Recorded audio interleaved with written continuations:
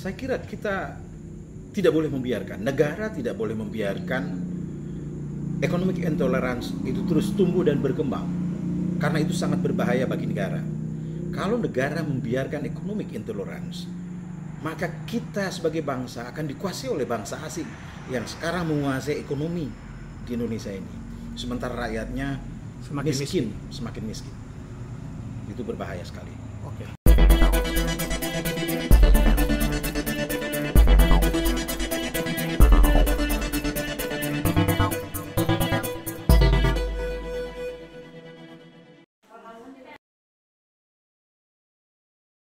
Assalamualaikum, Caong. Waalaikumsalam, Bang Jun. Kabar? Malam sekali, ya kan? Ya, saudara sekalian, kita kembali berjumpa di Jejak Semesta 65. Semoga Tuhan senantiasa memberikan berkah bagi kehidupan kita sehari-hari. Amin. Saudara sekalian, untuk kesekian kalinya saya dengan Caong ini, Caong atau biasa kita panggil dalam keseharian. Beliau adalah Direktur Eksekutif IDR atau Indonesian Development Research, yang berulang kali kita coba membahas berbagai isu-isu yang kemarin soal dominan, soal pemilu dan lain sebagainya. Karen isu lah, ya. Nah, kali ini saudara sekalian, Pak Fatur Rahman Fadli atau Caong ini, kita ingin obrolin tentang kasus yang sangat menggemparkan, ya, tentang kasus korupsi di PT Timah yang orang-orang sebagian sudah ditangkap. Di antaranya itu adalah Harvey, Muiz, ya, suaminya artis Sandra Dewi, ya. Yang kemudian ada perempuan juga ditangkap dan bahkan diduga juga Sandra Dewi juga akan tersangka. Dan bahkan selama ini kan boleh dikata orang ini memang dipikir sebagai pengusaha besar yang anaknya saja ulang tahun itu dibelikan pesawat pribadi, Pak. Ya, pribadi itu sih ini. Tapi tiba-tiba gempar luar biasa ketika 270 triliun diduga diselewengkan dana PT Timah negara, PT Timah, ya. Yeah. Dan ini kan apa namanya, Caong, ini kan BUMN, ya. Saya melihat berbagai informasi, saya cek kok setelah kasus ini terbongkar kok Menteri BUMN itu juga diam 1000 bahasa. Jangan-jangan kita ini aja. Dan ini luar biasa kejaksaan pada periode ini luar biasa menurut kita. Kejaksaan itu habis pemilu 2019 itu bongkar itu berbagai kasus di Jiwasraya, dan bukan KPK. Bongkar kasus Kementerian Asabri juga pernah. Asabri, ya itu yang saya bilang, Asabri juga dibongkar. Luar biasa dan bukan KPK. Dan ini kali lagi nih kasus besar seperti 270 triliun ini, ada yang mengatakan ke 210 triliun dibagi ke seluruh warga negara Indonesia, itu satu orang 1 juta kebagiannya. 100 dengan asumsi 170-an juta orang. Nah, ini hanya di sekelompok orang yang merugikan PT Timah 170 triliun. Saya kira ini bukan hal yang mendadak, tetapi ini sudah berlangsung lama. Dan kenapa ini tidak bisa ditemukan gitu loh? Mungkin ada itu pertanyaan umumnya. Mungkin kita berangkat dari kasus ini, nanti juga kita contoh-contoh kasus-kasus yang lain, misalnya BNI yang sudah lama kemudian dan sebagainya, melibatkan orang-orang di seputar itu juga. Nah, minum dulu kopinya. Ya, kita ngopi dulu sambil kita ngopi nih, ngobrol. Biar agak santai. Jadi Caong, itu kira-kira pertanyaan lu, coba ada apa dengan negeri ini kira-kira gitu loh, di tengah kesulitan yang dialami oleh rakyat. Mari kita ulas ya. Negara ini memang seperti rumah besar, ya. Rumah besar, rumah tua, ya, yang di dalamnya banyak sekali tikus. Kotor, ya. Betul. Jorok di sana sini gitu, tidak terawat gitu kan. Kehadiran rezim baru itu kadang-kala juga memperparah keadaan. Gentengnya ada harapan dari rakyat, tapi faktanya enggak. Jadi genteng-genteng bocor, asbes juga bocor, malah tambah bocor lagi. Tambah bocor, nggak dibenahin, Bang. Jadi itu uniknya Indonesia ini. Karena itu menurut saya kan sebenarnya negara ini merdeka karena kontrak sosial, ya. Karena ada keinginan yang sama untuk menjadi sejahtera. Betul. Tetapi faktanya kan tidak. Ini yang kemudian merisaukan kita semua yang mencoba berpikir tentang negara, ya. Karena itu kemudian ada orang yang pesimistik melihat pemilu itu. Bahwa pemilu itu hanya berganti maling gitu saja. Ya. Kasarnya begitu. Iya, kasarnya. Karena tidak merubah keadaan, rakyat menjadi sejahtera tidak gitu loh.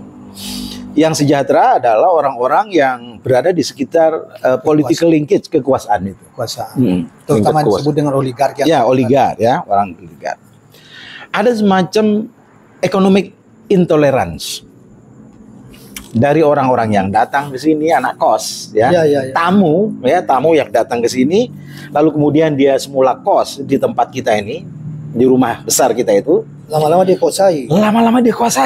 Lama-lama dia mengatur atribut dari barang-barang mebler apa itu, dia atur sendiri semua.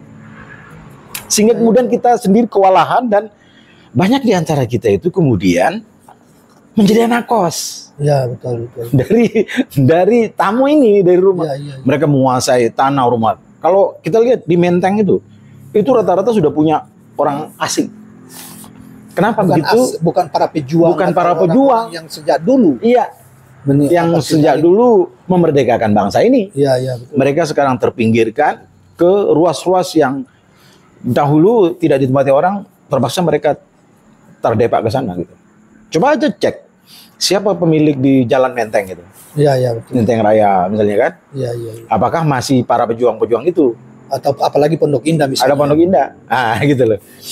Betul. Jadi dengan harga yang semakin mahal, maka anak-anak pejuang itu, pejuang negara ini tidak bisa. Tapi bangsa ini sangat toleran, mendiamkan ya. Iya. Toleransi itu karena mungkin ketidakberdayaan. Orang-orang pintarnya karena sering dikasih makan oleh orang asing ini, atau bekerja sama untuk mengeruk kekayaan bangsa ini, sehingga kemudian orang-orang itu tidak punya nyali sedikit pun. Iya. Jadi beberapa pejabat justru juga diternak oleh mereka. Ya, betul. Ya, kelompok-kelompok sipit ini tidak boleh dibiarkan begitu rupa. Kelompok-kelompok apa? Sipit. Ya, warga keturunan. Ya, ini coba cek beberapa kasus yang Big Five ya, para pencuri uang negara, misalnya kasus timah ini ya. Iya. Kasus timah itu kan katanya ilegal, ya, tambang timah ilegal.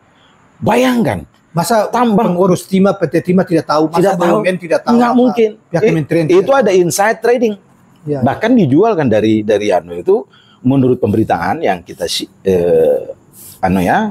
serap, itu kan dari aktivitas ilegal itu kemudian dijual ke PT Timah. Itu bagaimana nalarnya? Mengeruk uang PT Timah untuk beli barang PT Timah. Dan tentu lebih mahal tentu. Ini kan nggak masuk di akal gitu loh. Karena itu jadi punya PT Timah digeruk secara ilegal baru dijual ke PT Timah. Ini kan nggak nalar gitu loh. Lalu pekerjaan PT Timah itu apa? Masa di lingkungan seperti itu nggak bisa di-cover? BUMN loh itu. Kemungkinan kerjasama. Iya, kalau di Vietnam itu sudah bunuh diri itu ke menterinya. Negeri komunis. Presidennya, keluarganya cawe-cawe, dianggap bahwa dia mematahkan kekuasaan presiden dan mengundurkan diri. Malu. Kita ini negeri Muslim. Jadi ini negeri Muslim, negeri Pancasila, Pak. Iya. Tetapi tidak ada rasa malu. Betul. Berarti kan kalau kita ikuti hadis Nabi itu al-haya'u minal iman. Iya. Bahwa malu itu sebagian dari iman. Nggak ada. Apalagi mereka yang keruk ini kan bukan orang-orang beriman, percaya kepada Nabi. Jadi memang, dan orang-orang Muslim katanya imam masjid besar, inilah atributnya profesor doktor. Tapi dia tidak punya nyali sedikit pun untuk memprotes keadaan yang sangat tidak rasional ini gitu. Benar. Karena itu kemudian kalau kan ketakutan semua kalau Anies jadi misalnya kan. Iya. Karena itu wajar kalau kemudian Anies itu tidak jadi, karena dia akan melawan mereka. Anies itu punya pikiran yang sama dengan pikiran saya tentang negara, bagaimana how to manage our nation. Ya. Karena itu kemudian 2024 ini saya mendukung dia. Terus terang ini, nggak pula bertopeng-topeng gitu. Karena saya melihat dia lebih bagus, dia punya gesture yang bagus. Komitmen yang jelas ya, benar, dan dia tidak pilih kasih dan segala macamnya. Yang penting adalah bagaimana cara kita mengembangkan ya economic intolerance itu, jangan kemudian terus begitu rupa. kita nanti habis ini Pak. Coba itu menarik gitu. Coba kita Jadi penjelasannya agak. economic intolerance itu saya dapat dari diskusi saya dengan Profesor Dr. Bahtiar Effendi. Oh, Bahtiar Effendi. Beliau adalah senior saya di di HMI. Dia lulusan apa dulu? Amerika ya? Mantan rektor UGM kan? Bukan. Itu Sofyan Effendi. Oh, Sofyan Effendi. Ini Bahtiar Effendi. Teman, saya sering berdiskusi dengan beliau tentang pentingnya apa Bang yang masih tersisa dari ini. Yang paling krusial itu adalah isu dalam politik itu adalah economic intolerance. Economic intolerance itu adalah suatu kondisi ekonomi ya yang sangat timpang yang dialami oleh bangsa ini, dan itu mereka kekuatan-kekuatan ekonomi yang kemudian diidentifikasi sebagai 9 naga itu, dia sangat tidak toleransi kepada kemiskinan yang menganga di masyarakat, kepada ketimpangan sosial, kepada segregasi sosial, kepada realitas sosial yang ini. Karena itu mereka cuma ketawa-ketawa aja kalau ada pemilu. Tapi bukankah mereka ini bukankah itu tugas negara tentang kemiskinan sosial? Tentu.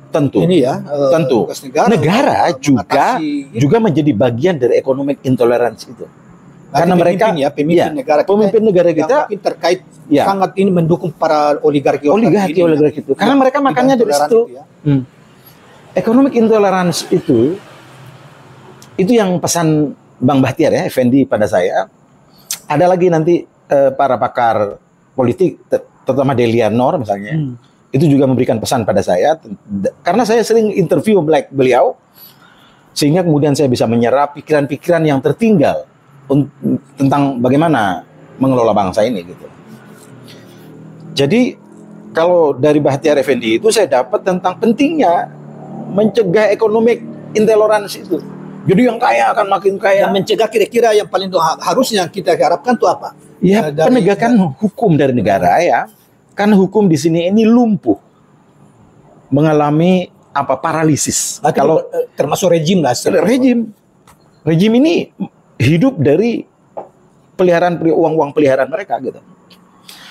Bayangkan ya, negara ini tadi saya ibaratkan Indonesia itu rumah besar yang kumuh digerogotin ya, banyak tai kucingnya, banyak tai tikusnya, segala macam gitu kan. Karena itu kemudian aparatur negara yang lahir itu juga jorok, tidak pernah berpikir secara integratif bagaimana mengelola bangsa ini menjadi bangsa yang maju ya. Bangsa yang maju, dan mereka tidak melakukan perlawatan tikus dan segala macam itu. Iya, betul. Karena kita ini sebagai bangsa sangat sangat toleran pada ketidakbenaran. Kayak misalnya gini ya, ada seorang profesor doktor misalnya, dia mengatakan ya sudahlah, bangsa ini memang masih seperti ini gitu kan. Sehingga kemudian tidak ada penegakan hukum ya, yang seharusnya kita pindah dari keburukan menjadi kebaikan. Kan kita sering Pak melakukan puasa Ramadan. Ya. Puasa Ramadan itu hanya diisi dengan sesuatu yang rutinitas. Ya, betul. Pejabat itu mengundang kerabat-kerabatnya, ya kan, untuk sekedar pesta menunjukkan bahwa dia itu sukses ya. Sukses mungkin sukses karena apa? Sukses merampok atau sukses mensejahterakan rakyatnya. Ya. Itu kan pertanyaan mendasar itu ya kan. Apakah dia sebagai pejabat itu telah mensejahterakan rakyatnya atau justru dia menjadi bagian dari problems dari our nation. Ini yang perlu kita risaukan. Banyak ya yang pidato justru imam besar masjid apa gitu kan. Ini berpesta dia makan enak sementara rakyatnya miskin gitu kan. Di satu sisi diperlihatkan dipertonton kehidupannya yang hedon ya adalah dan dengan cara yang merampok. Itu dia. Itu yang saya risaukan. Padahal mereka itu kan berpendidikan ya, cukup gitu kan. Di dalam karena itu gini loh. Tidak tercipta apa yang disebut dengan middle class society itu. Jadi kelas menengah yang mapan itu ya, secara intelektual maupun ekonomi, itu tidak tercipta karena memang kita itu ada masalah. Masalah keimanan Pak juga Pak. Iya, kesadaran. Jadi tauhid para pemimpin ini mengerikan gitu posisinya. Dia ngomong begini tetapi tindakannya begitu gitu. Misalnya Sir. Ya misalnya begini ya, orang ini kita harus para pemimpin kita misalnya. Ya, itu terlalu banyak Pak. Yang jelek terlalu banyak, yang baik itu terlalu sedikit gitu loh. Sehingga yang baik itu tidak mampu menggerakkan, dan yang baik itu mereka tidak berada di pusat pengambilan tidak di pusat pengambilan keputusan. Mereka tidak mampu mengendorse, melakukan perubahan karena energinya kecil. Betul. Apakah ada orang baik? Banyak. Dia terdispersi ke tempat-tempat yang terpojok-pojok gitu, berada di pinggiran karena mereka tidak punya power. Tidak punya power dalam artian ekonomi maupun politik gitu. Mereka terpinggirkan karena orang-orang ini di dalam realitas kehidupan politik, sosial politik kita terpinggirkan. Ya, ya. Meskipun dia punya marwah ya, punya dedikasi, punya intelektualitas, punya kompetensi, mereka terpinggirkan. Kita sedikit mau pertajam soal ekonomi apa tadi itu? Intoleransi. Intoleransi tadi yang timbul kemudian bagaimana mengatasinya, harusnya itu kan negara yang punya tugas. Ya, persis. Ya. Selain mereka yang tidak punya kepedulian sosial terhadap masyarakat, ya kelompok-kelompok yang merampok dalam arti petik uang negara, sumber daya negara itu, uang negara kita kayak PT Timah dan lain-lain itu, termasuk BLBI maupun asuransi. Mulai dari Edi Tansil, Pak. Bahkan jauh sebelumnya. Tapi zaman Pak Harto ya. Iya. Nah itu bagaimana? Sementara realitas sosial kita itu begitu banyak rakyat kita dan miskin, susah gitu. Susah. Dari rejim ke rejim relatif tidak bisa keluar. Ya. Nah, mengapa pemerintah dari rejim ke rejim? Dulu ada harapan sedikit Jokowi di awal periode ya, dan setelah kesini makin orang makin kehilangan harapan ya terhadap Jokowi, dan dianggap Jokowi bagian dari oligarki, memelihara oligarki, membesarkan mereka gitu. Ya. Nah, jadi sebetulnya saya mau menangkap bahwa ini sebetulnya hanya bisa diatasi dengan seorang negara sebetulnya ya. Negara. Dan negara itu bisa menekan pihak-pihak yang mau melarang ya pihak-pihak yang melakukan itu, misalnya para yang tadi sebutkan oligarki hitam lah ya, mau cari uang dengan cara merampok atau apa gitu kan. Tentunya ini banyak coba dalam lima the big corruption ini kan. Ini ada kasus 271 triliun. Ya. Ada lagi kasus BLBI 138. PT Timah itu yang 2024 dibongkar nih kan? Iya, yang dibongkar ini. Dan itu bukan BLBI itu satu orang loh yang itu dan baru ini Nur Salim itu. Iya, Samsul Nur Salim. Itu 138 triliun. Gila. Dan itu ada juga penikmatnya Pak ini, Pak. Iya. Jadi aparatur negara menikmati juga korupsi ini, Pak. Bukan dia sendirian. Iya. Karena ada juga yang dipakai aja didorong. Iya, dipakai aja, iya, bersekongkol. Tetapi biasanya mereka lah yang sipit-sipit itulah yang kaya. Dan ini semua mereka. Ya. Misalnya ada sebuah penuturan dari mahasiswa Australia ya, yang dia bercerita dengan temannya yang sama-sama studi di Australia.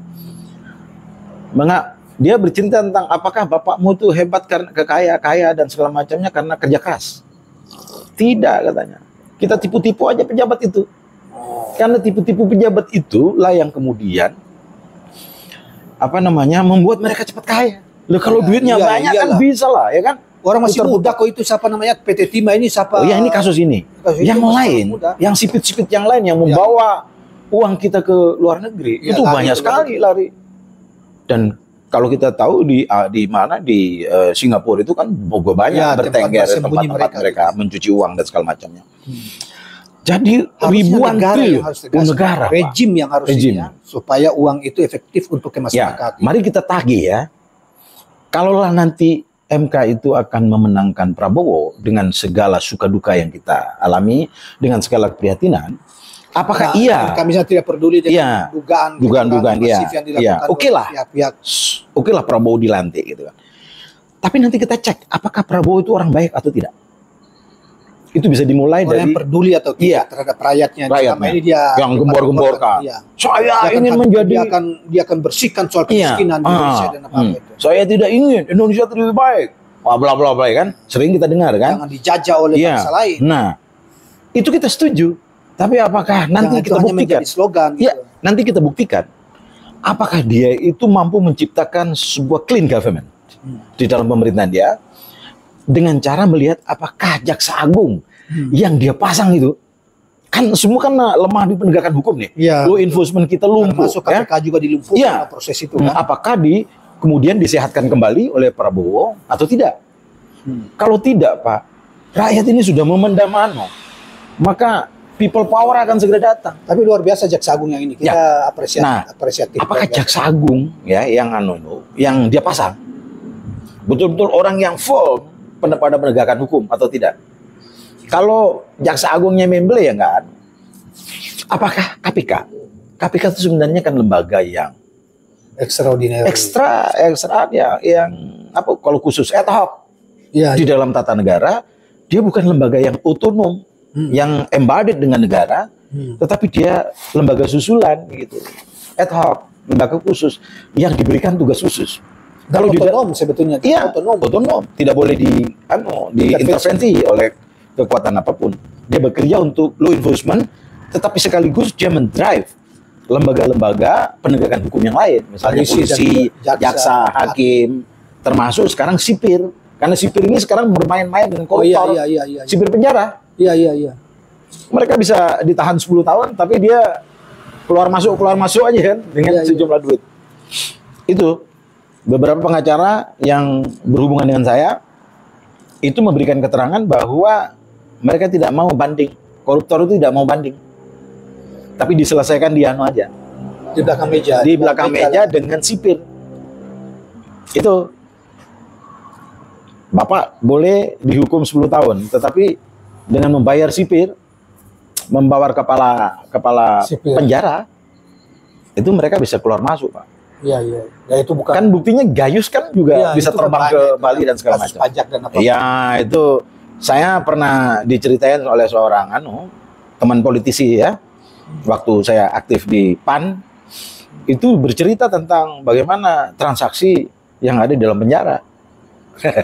Jadi kamar ini sekian harganya, itu sekian. Kalau Bapak mau ini sekian. Kalau Bapak mau berhubungan badan dengan istrinya, ada kamarnya sendiri. Bayar sekian. Narkoba juga begitu. Itu. Jadi mari kita lihat nanti apakah Prabowo itu adalah pemimpin yang baik atau tidak.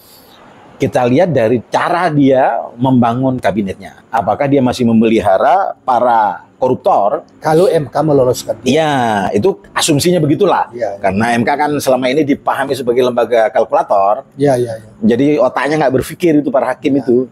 Hanya berpikir hukum acara. Kalau hukum acara, Pak, buat apa ada MK? MK itu harus falsafi harusnya.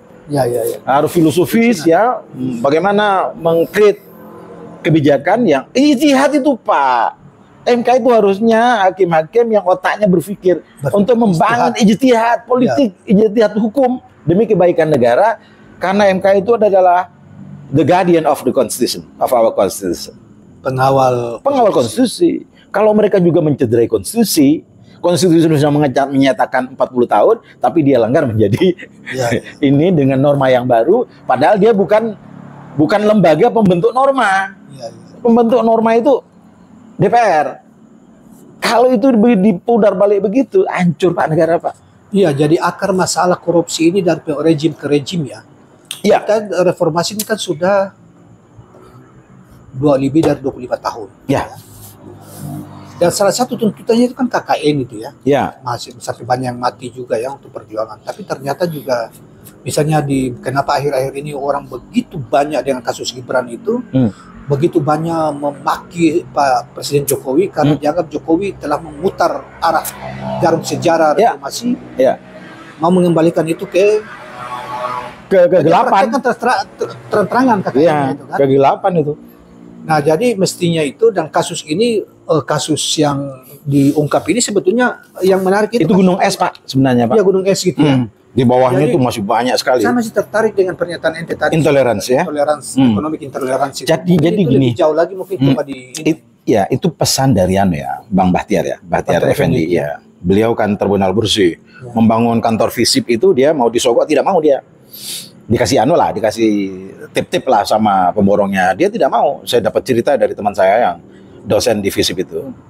Dia pengen UIN. Oh, UIN. Ya, Bahtiar Effendi. Kan pendiri FISIP UIN itu. Oh.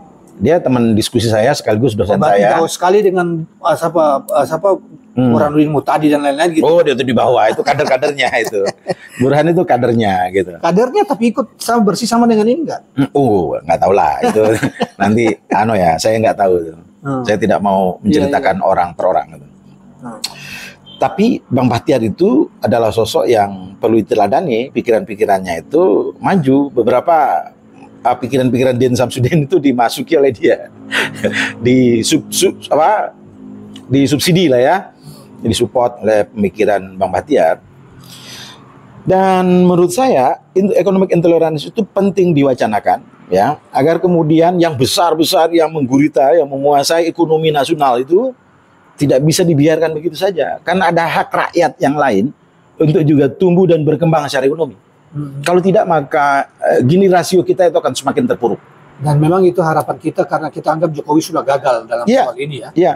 Jadi itu menjadi tugas Prabowo kalau kemudian nanti dilantik, ya. Seperti janji-janji dia. Seperti janji-janji dia. Dari setiap kampanye yang 3 kali dia. Lah ngapain dia itu jadi presiden, ikut demokrasi, ikut pilpres terus tapi kalah terus. Katanya pengen memperbaiki negara. Sekaranglah saatnya dia mempeluk kutu Jokowi untuk menang karena dia belajar kalah terus tanpa kekuasaan, maka dia ini sekaranglah membuktikan Prabowo itu sebagai ini dengan cara satu. Mari kita lihat apakah dia memilih jaksa agung yang baik atau tidak. Jaksa agung yang bersih atau tidak. Kemudian mari kita lihat Menteri Keuangannya itu profesional, confirm betul, atau kemudian menjadi bagian integral dari Washington. Tim ekonominya, apakah dia menjadi bagian dari Washington, ya, atau apa, atau bagian dari Cina, Peking, ya, itu penting dilihat. Atau dia punya independensi untuk melihat seperti janji-janji dia ingin kemiskinan dihapus dari bumi Indonesia, kan itu dia janji ulang-ulang. Walaupun itu tidak akan mungkin, gitu kan? Itu tidak mungkin, tapi maksudnya dalam mengecil lah, karena kita kaya. Kita juga ada yang bertanya tentang misalnya Prabowo, sekarang kebetulan ente sudah angkat soal Prabowo. Janji dia yang paling utama terakhir ini kan soal makan gratis. Masalah gratis itu bisa menghilangkan kemiskinan kan nggak mungkin. Begitu caranya. Itu betul, Abang betul. Jadi cara negara membuat rakyat ini tidak miskin bukan begitu, bukan ngasih makan gratis. Iya. Itu nggak ada teorinya itu. Betul. Yang penting itu adalah bagaimana negara menegakkan hukum, ya, dan keadilan sehingga kemudian ekonomi rakyat tumbuh, lapangan kerja besar kepada rakyat. Iya dong. Usaha-usaha apa-apa masif diberikan. Ya, diberikan lapangan kerja. Lapangan kerja itu penting, Pak. Karena banyak orang menganggur, maka banyak orang stres tentang menghadapi keadaannya sendiri. Kalau stres, maka kriminalitas meningkat. Kriminalitas meningkat, maka stabilitas negara terganggu, tidak aman. Jadi itu semua saling terkait kalau kita bicara tentang negara. Kemudian yang kedua adalah soal penegakan hukum. Kalau hukum itu tegak, maka kriminalitas di bidang ekonomi itu tidak terjadi, minimal berkurang, Pak.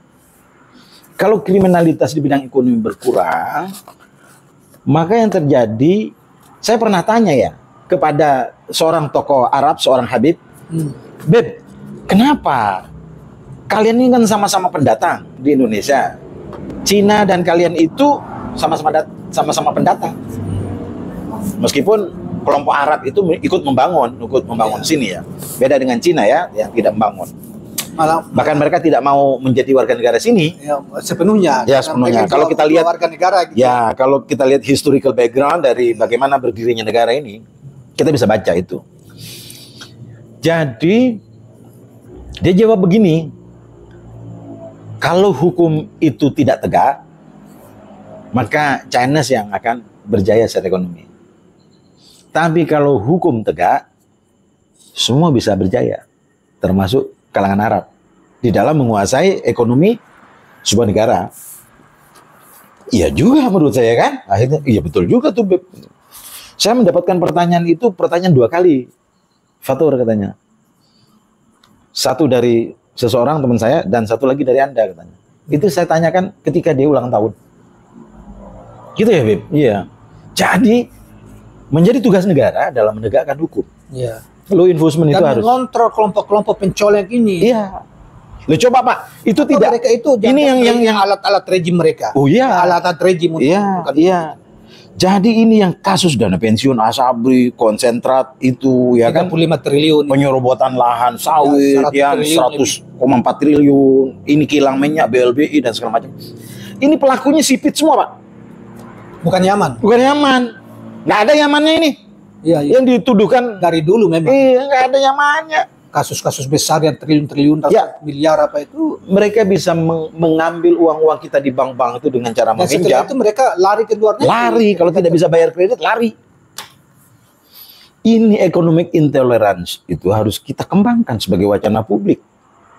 Karena kalau ini tidak menjadi sorotan, maka mereka akan terus merajalela dan membiakkan pejabat. Mereka bisa melahirkan pejabat-pejabat, beternak pejabat.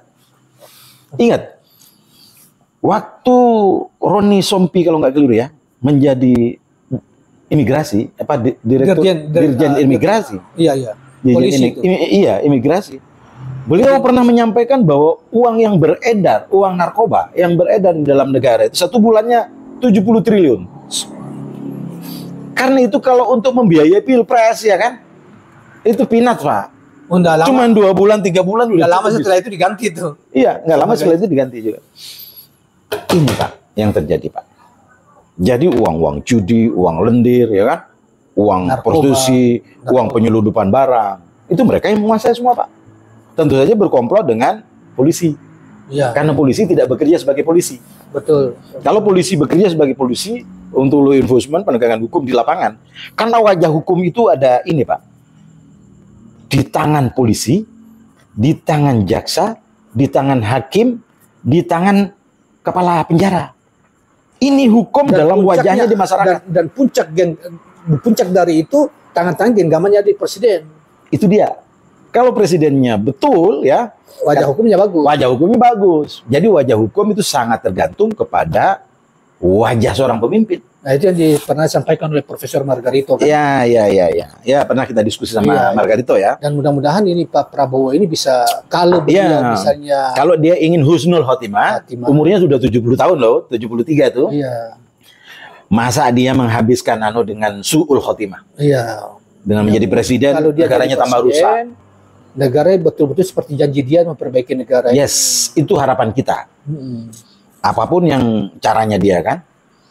Memang untuk berkuasa itu di dalam sejarah, ketika belum ada demokrasi, aduh kuat Pak. Hmm. Raja-raja Jawa itu menusuk perut Iya, raja Pak, iya, betul. atau meracunnya hingga mati dan dia jadi raja. Nah, sangat bisa jadi Prabowo punya seperti itu, memperalat Jokowi ya dengan mau anaknya, lalu kemudian dia jadi presiden. Itu adalah cara untuk berkuasa. Saya dengar dari orang lingkaran kecilnya itu, wah, kapan lagi kita berkuasa kalau nggak memanfaatkan ini katanya. Nah, itu saya dapat gitu kan informasi itu. Jadi memang itu adalah cara yang ya nggak tahu lah. Kalau menurut saya sejauh nanti ini memang mencederai demokrasi ya kan. Demokrasi itu kan sebenarnya cara transisi kekuasaan Iya, iya. bagi orang-orang yang sudah beradab. Iya, iya. Nah, Indonesia ini belum beradab Pak. Elitnya terutama yang belum beradab Pak. Cara berkeadilan. Kalau rakyatnya sudah beradab Pak. Cara berkeadilan, Iya. jujur, terhormat apa? Iya, rakyat kita itu sudah beradab. Tapi karena miskin, tingkat peradabannya masih rendah. Tapi eksisten mereka beradab. Mereka mengerti sopan santun, tata krama, ya kan? Komunikasi, pentingnya peduli pada rakyat sudah. Sama, iya. Elitnya yang belum. Oligarkinya ini, Oligarkinya yang keserakahan belum. masih meliputi mereka. Masih mereka. Jadi Sehingga percuma orang-orang isi elit. rumah pun, ini kan PT Timah itu kan ibarat isi rumah dirampok. Dirampok. Dan mereka bekerja sama dengan para Iya, PT Timah. iya. Karena itu nanti mari kita lihat apakah Prabowo itu nanti akan memasang, meletakkan, menempatkan orang-orang. Di dalam manajemen sumber daya manusia, placement itu dibahas secara khusus. Placement apakah the right man on the right place or not ya? Apakah pekerjaan itu sesuai dengan kompetensi orangnya? Bidang itu sesuai dengan kompetensi orangnya enggak? Firm enggak orangnya itu yang akan dipekerjakan pada instalasi negara itu, mereka memiliki kemampuan dan memiliki kepedulian, loyalitas terhadap negara untuk mengamankan negara, untuk mensejahterakan rakyatnya atau tidak? Ya, itu berarti Caong percaya dalam pengertian begini. Ekonomi apa tadi itu? Intoleran. Toleran dan isu-isu ekonomi toleran, kemudian kasus-kasus yang dianggap bagian dari dampak dari itu ya, ekonomi toleransi itu korupsi-korupsi yang berjalan selama ini ya. baik itu terutama dari rejim Jokowi maupun dari rejim sebelumnya ya, yang bermuara pada perampokan terhadap keuangan negara, tapi sekaligus satu sisi resource ekonomi. Sekaligus timah itu kan resource ekonomi. Tapi bangsa. tidak peduli dengan rakyat kita yang begitu masif miskinnya, susahnya luar biasa. Itu sangat tergantung pada rejim. Kuncinya ada pada rejim. Ya, dan banyak harapan bahwa Prabowo nanti kita lihat. Potretnya kita lihat pada pembentukan kabinet dia. Bila ini tidak ada halangan di Mahkamah Konstitusi. Jika Prabowo dan diharapkan bahwa janji-janji dia seperti janji sebelumnya, dia akan lawan kemiskinan, dia akan lawan. Itu harus buktikan orang-orang yang. Jadi apa yang dikeluar dari mulutnya itu sama dengan tindakannya. Nah itu namanya orang tidak munafik. Mudah-mudahan jangan sampai dia bagian dari mereka. Hal lain yang perlu dilakukan Prabowo itu adalah pesan Delier Nur kepada saya tentang pentingnya memperbaiki struktur pendapatan rakyat. Pak Delier Nur, saya tanya, Pak, apa yang masih ada dalam pikiran Bapak tentang bangsa ini? Perbaiki struktur pendapatan rakyat. Karena begini, Pak, ternyata secara mekanis dalam teori sosial ya, orang yang pendapatannya tinggi dan rendah atau jomplang itu juga membangun struktur sosial. Jadi orang yang pendapatannya tinggi itu akan membangun rumah-rumah yang bagus. Dan dia ada clustering. Orang yang punya duit 3 miliar beli rumah 3 miliar di BSD yang mewah-mewah itu, atau klaster-klaster yang mewah ya. Jadi akan terbentuk satu enclave sendiri yang elitis. Betul. Sementara orang-orang yang berpendapatan rendah itu ditinggal di pojok-pojok pinggir kali. Betul. Untuk dia eksis. Karena struktur pendapatan itu sangat berpengaruh terhadap pembentukan strata sosial. Dan sekali lagi itu ada tugas negara sebenarnya. Tugas negara untuk karena itu dirupa orang itu gajinya itu tukang aja di Amerika ya, yang kemarin saya tonton itu. Di Amerika itu setahun 50.000 US dollar. Itu ekivalen kalau kita kurs dengan itu sekitar 50.000 US dollar. 50.000 kalau kita kalikan 50 juta. Bukan, kalau dikalikan 15 juta. 15.000 kan? 50.000 dolar, 50.000 dolar atau $50.000. Pokoknya per bulan itu setelah saya bagi-bagi dia 62 juta. Orang Indonesia menjadi supir pengantaran pos. Namanya Yosi, orang kalau nggak keliru dia orang Sunda lah ya. Saya tonton kan dia. 50.000 per bulan. Per bulan tuh 62 juta penghasilannya. Karena itu kan sejahtera, dia bisa menganu anaknya. Negara yang menganu negara-negara maju. Itu, justru orang yang pekerjaan kasar itu gajinya bagus. Negara sejahtera welfare state seperti Inggris, orang kan tidak kerja kan tiap bulan di ini ya. Difasilitasi, di subsidi. Saudi juga begitu ini. Iya di Uni Emirat Arab saya lihat ada warga waktu saya ke sana ya, berkunjung ke Dubai ya. Waktu saya ikut pameran internasional di sana, mereka tinggal ngambil duit di kayak semacam kantor pos gitu. Kalau malam mereka berkeliaran di mall-mall gitu. Jadi negara-negara kaya itu memang betul, Qatar, Bahrain, apa tuh kaya-kaya, mereka penduduknya sejahtera. Karena cuma 6 juta waktu saya ke sana itu penduduknya. Nah, kalau kita perhatikan tuh pikiran seorang ekonom senior seperti Faisal Basri ya, berulang-ulang dia mengatakan soal, termasuk juga Abraham Samad itu yang mantan ketua KPK. Sumber daya ekonomi kita, sumber daya alam kita ya, itu luar biasa. Kalau ditata, dikelola dengan baik, maka tidak ada rakyat kita yang miskin. Ya, karena itu kemudian Indonesia itu disebut sebagai a part of heaven, patahan surga. Apa-apa ada Pak di sini Pak. Seluruh metal, mineral yang ada di dalam struktur Mendeleev itu, yang kita pelajari di SMA itu, Na, ya kan, natrium, ada semua, magnesium, ferro, besi, nikel, apa segala macam ada di sini, tembaga, ada di Republik ini Pak. Karena itu disebut dengan a part of heaven. Jadi salah satu yang salah terhadap kondisi ekonomi kita yang manajemen negara, manajemen negara dalam mengelola how to manage our nation. Itu yang buruk. Nah, kemampuan itu yang tidak ada pada diri kita, dignity kita sebagai bangsa itu tidak kita miliki. Pejabat itu diternak oleh oligarki, ya, mulai dari misalnya polisi ya, mau naik kolonel dibiayai sama dia. Betul. Tentara mau jadi naik kolonel, tentara. Mereka memelihara pejabat itu seperti itu. Ada proses kaderisasi. Ada kaderisasi mereka. Itu juga dilakukan. Termasuk di pilpres. Iya, pasti. Mereka di pilpres. Itu iya. Kelompok-kelompok. Ada gubernur. Iya, kelompok Lipu, Sinarmas, apa gitu. Mereka beternak pejabat. Terus terang saja lah kita buka, ya kan. Sampai bisa disuruh-suruh kok itu. Iya. Di berbagai lokal itu juga ada kapitalis-kapitalis lokal yang digerakkan oleh kapitalis nasional. Uangnya dari sana. Misalnya ada bupati ya. Mereka biayai itu. Betul. Saya pernah mengantar seorang teman yang katanya mau pingin jadi bupati, padahal tongkrongannya bukan nggak pantas lah jadi bupati, ya kan. Datang ke situ, dibiayai semua Pak. Dengan kapasitas mana kira-kira yang menang itu dibiayai lebih banyak gitu. Itu Pak yang dilakukan sipit-sipit itu. Jadi economic intolerance itu, jadi harus menjadi perhatian. Jadi cara kerja mereka itu mempertahankan situasi itu dan beternak Pak. Beternak pejabat. Itu cara kerja mafia sih. Iya, memang mafia. Dan inilah yang paling takutkan oleh kelompok-kelompok itu, sehingga misalnya gagasan tentang di level kabupaten, mereka itu biasanya punya dealer kan, dealer sepeda motor atau mobil. Mereka dekati Pak, kepala dinas itu. Iya. Nanti kamu saya biayai jadi kepala dinas ya. Nanti misalnya Diknas ya, Pendidikan Nasional misalnya. Kepala Diknas di P dan K misalnya di kabupaten. Nanti guru-guru itu disuruh kredit lewat dia, dealernya. Jadi mereka memulai semua dengan cara-cara menghadapi mafia termasuk di sektor pertanian dan lain sebagainya.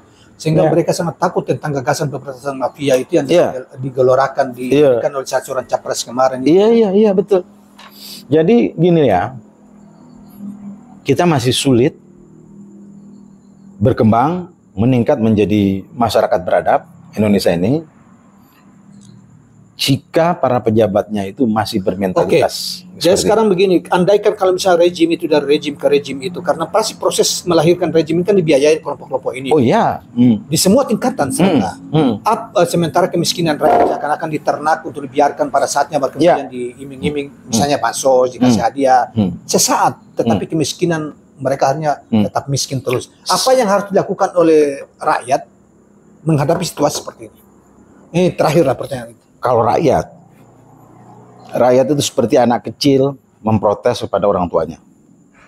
Mereka tidak punya power apapun. Karena organisir juga ya. Karena ayah ini, orang tua sangat berkuasa terhadap di rumah ya. Karena itu anak kecil itu harus mengamuk untuk mencoret-coret mobil mewah kesayangan bapaknya itu. Baru dia diperhatikan. Artinya rakyat harus diorganisir untuk melawan situasi ini. Sehingga jika dan hanya jika pemimpinnya itu tidak mau mendengar keluhan anak. Tetapi kalau pemimpin itu beres, kita harus dukung. Kita harus dukung gitu ya. Penegak hukum, dukung. Peduli pada rakyat kecil, kita dukung. Dan ini menjadi batu uji bagi presiden berikutnya ini. Ya, apalagi itu, apakah dia akan menjadi bapak yang bijaksana sehingga terhadap anak-anaknya atau tidak. Isu tentang keadilan sosial itu bukan menjadi slogan semata. Ya. Jadi gini Pak, ada rumus sosial. Ketika rakyat itu tidak lagi dipedulikan, rakyat akan secara otomatis tanpa digerakkan oleh siapapun, secara mekanis rakyat akan berontak. Itu mekanisme sosial. Dalam teori sosial senantiasa terjadi begitu. Nah karena itu kemudian pemimpin itu mikir dia itu dibiayai oleh negara, oleh rakyat. Lalu kita minum kopi begini Pak, kontribusi pada negara. Tapi itu mungkin bayar pajak. Rakyat di negeri-negeri lain yang umumnya begitu, mereka berpikir cerdas, melawan secara terorganisir gitu ya, sehingga tapi karena diperingatkan kepada rejim, sehingga rejim pada akhirnya juga hati-hati. Mau tidak mau ya. Negara-negara. Tapi kalau rakyat kita kan cukup dikasih dengan beras 10 kilo selesai gitu ini. Itu kan pendek ya.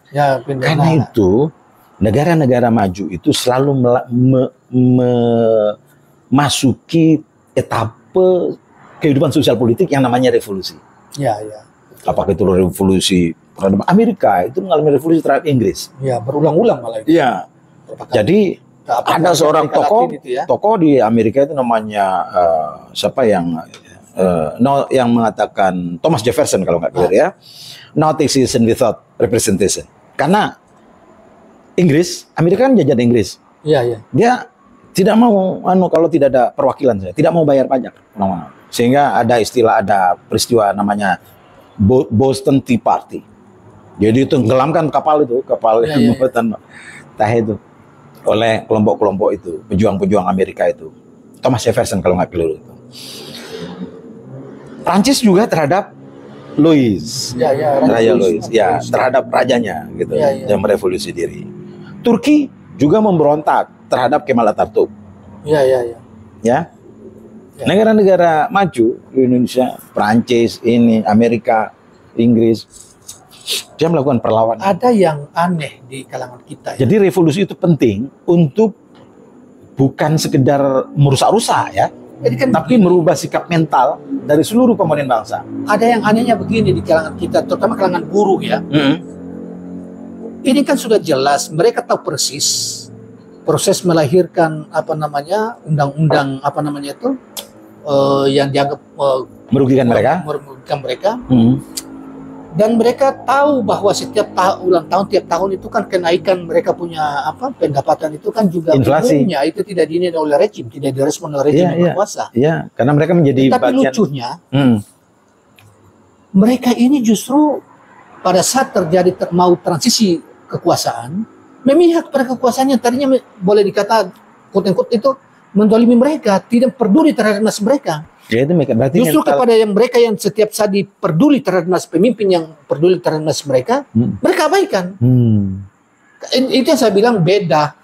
Ada secara sosial ini mungkin masyarakat kita gimana ya, masyarakat susah kita ya, masyarakat yang miskin atau jadi susah gini nih, ada mental. Saya pernah diskusi sama Anwar Nasution, mengundang di tempat saya di tempat diskusi itu dengan Profesor Anwar Nasution yang mantan Gubernur BI. Mantan deputi gubernur, wakil gubernur BI. Jadi Bang Anwar itu bilang begini, waktu itu Indonesia memperingati 70 tahun Indonesia merdeka. Apa sebenarnya perubahan yang signifikan yang terjadi bangsa-bangsa ini, Bang? Tidak ada yang berubah, katanya.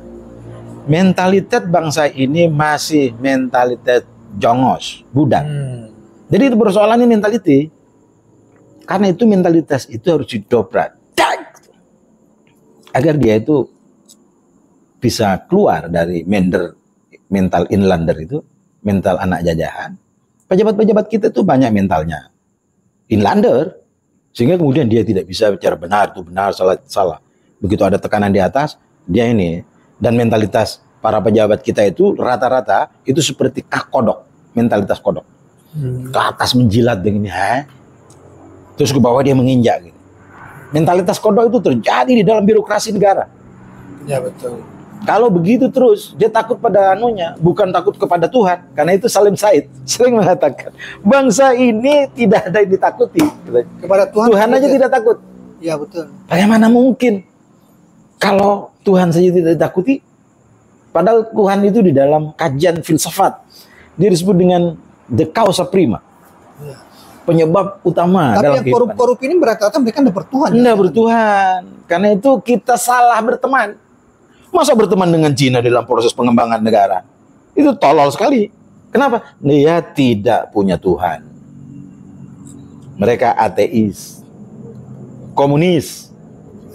Karena itu segala cara mereka gunakan. Nah, waktu Chu Enlai itu agak kasar. Berhubungan dalam Chu Enlai waktu itu berhubungan dengan menterinya. Iya, waktu berhubungan dengan Indonesia di zaman Soekarno. Tetapi di zaman sekarang itu jauh lebih halus. Xi Jinping itu halus. The cultural methods dia pakai pendekatan kultural sehingga pejabat-pejabat kita tidak terasa dibodohin. Karena otaknya itu pendek. Pejabat-pejabat kita itu nalarnya itu pendek. Sama dengan keserakahan sendiri dikasih, Pak. Kita itu pejabat-pejabat kita itu mudah disuap. Ya. Untuk kepentingan dirinya, bukan untuk bangsanya. Apalagi rakyatnya. Ya, kalau rakyat kan karena susah, Pak. Karena susah makanya mau tidak mau diambil gitu loh. Nah, kalau cuma suruh nyoblos, apa lagi nyoblos katanya? Pokoknya nyoblos dikasih 100.000. Pokoknya kamu nyoblos kasih sembako. Mau lah Pak. Oh mereka susah. Yang jahat itu pemimpinnya. Pemimpinnya yang iming-iming. Jadi sipit-sipit itu ya, naga 9 itu hanya mengambil uang narkoba aja udah cukup Pak membiayai pilpres. Iya betul. Kalau penegakan hukum tidak terjadi. Nah kemarin sempat ribut soal judi online yang kemudian menangkap siapa namanya? Yang polisi yang perwira bintang kabar reskrim ya? Hah? Bukan kabar reskrim. Apa tuh? Tuh, si ini loh. Lupa itu. Yang baru-baru kita udah lupa ya kan? Itu tempat kepala divisi Mabes Polri itu. Iya, Propam ya. Propam. Coba. Penegak hukum yang membunuh itu ajudannya itu. Iya. Coba itu. Gila itu. Itu coba Pak. Di peristiwa pelanggaran hukum yang terjadi kepada institusi yang diharapkan menegakkan hukum. Itu institusinya penegakan hukum di dalam Polri, Pak. Jadi bisa kita simpulkan bahwa polisi tidak bekerja sebagai polisi. Kalau polisi tidak bekerja sebagai polisi, maka negara itu akan amburadul. Kayak kita nonton film India, kan polisinya selalu berkomplot dengan penjahat. Karena itu kita bagaimana di dalam kabinet mendatang itu, apakah Kapolri yang dipilih itu orang yang bersih atau tidak itu? Dia punya kondite baik atau tidak? Tapi Kapolri itu kan bukan soal dia bersih atau tidak. Apakah dia disuruh kamu tidak boleh ada kompromi dengan penjahat misalnya kan, atau korupsi. Kan tergantung pemimpinnya di atas. Itu dia. Kalau pemimpinnya di atas tidak ada perintah itu kan dia sengaja. Iya, tapi dia kan tahu job desk-nya kan tahu bahwa polisi adalah penegak hukum. Bahwa polisi itu musuh dari penjahat. Bahwa polisi itu musuh dari mafia. Pencuri. Nah, yang pendidikan polisi itu harus dibenahi kalau begitu. Iya betul. Ya. Jadi siapapun dosen di itu polisi. Ya, ada teman saya itu Adinda Sidra Tahta itu belajar mengajari polisi. Kamu harus mengajari polisi dengan benar, saya gituin. Iya Mas, ini masih lugu-lugu katanya. Pelajari itu, didik yang benar polisi itu, agar dia betul-betul menjadi abdi negara. Nanti kalau anunya bagus, pasti dinaikin angkatnya. Gajinya kita sejahterakan. Iya, saya bilang begitu sama dia. Oh iya benar-benar. Itu Adinda itu saya yang Oke. Drive. Oke. Saya kira gitu ya secara umum ya. Economic intolerance itu penting. Economic intolerance yang menimbulkan banyak masalah. Ketidakadilan, korupsi, perampokan. Mereka gampang Pak. Negara gitu ya. Ini modalnya berapa tuh jadi kolonel? Ini modalnya diternak Pak, pejabat Pak. Itu satu kasus, satu masalah proses yang terjadi antara mereka dengan para pejabat. Belum nanti kong kali kongnya. Ya belum lagi itu. Tapi secara umum seperti itulah penjelasan. Terima kasih banyak, Bung Caong atau kenapa saya sering lupa nama lengkapnya itu? Fatur Rahman Fadli lupa terus ya kan. Baik rekan-rekan sekalian, terima kasih banyak kepada Bang Caong atau Fatur Rahman Fadli atas penjelasannya tentang apa yang terjadi, fenomena yang terakhir kita mengejutkan kita semua soal korupsi 270 triliun di PT Timah, di BUMN, uang BUMN-nya dirampok begitu rupa, dan Menteri BUMN-nya sampai sekarang kita tidak dengarkan beritanya. Jangan-jangan ini proses ini pasti sudah lama, tidak mungkin dalam waktu dekat, waktu singkat merampok uang begitu besar. Dan Menteri BUMN-nya nggak tahu komentar apa gitu loh. Kayak itu harusnya dia bertanggung jawab penuh. Kayak itu ekspor batu bara yang 300 juta ton ya. Yang ilegal itu. Iya, sampai sekarang kita hilang juga itu ya.